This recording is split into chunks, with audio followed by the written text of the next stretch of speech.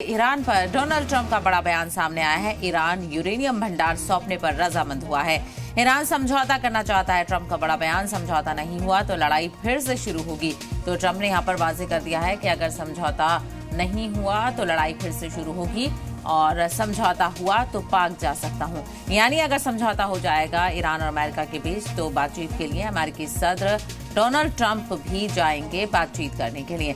तो बड़ी खबर जंग के हवाले से आपको बताते चलें, बड़ा अपडेट ये सामने आ रहा है। जो ईरान लगातार कह रहा था कि वो कोई समझौता नहीं करेगा, वो झुकेगा भी नहीं, तो ऐसे में क्या ट्रंप ईरान से बात करके ये बयान दे रहे हैं या फिर अपने पुराने बयानों की तरह वो सिर्फ खेल कर रहे हैं? क्योंकि ट्रंप की तरफ से अलग अलग बयानबाजियों का दौर देखने को मिलता है, लेकिन फिर ईरान की भी वार्निंग सामने आती है और ईरान कहता है कि ट्रंप के बयानों से उनका कोई लेना देना नहीं है। ऐसे में देखना बेहद अहम होगा कि ये जो अमेरिकी सदर ट्रंप कह रहे हैं कि ईरान यूरेनियम भंडार सौंपने पर रजामंद हो गया है, जो कि एक बड़ा मौजू था जिसको लेकर ईरान की तरफ से लगातार इनकार किया जा रहा था।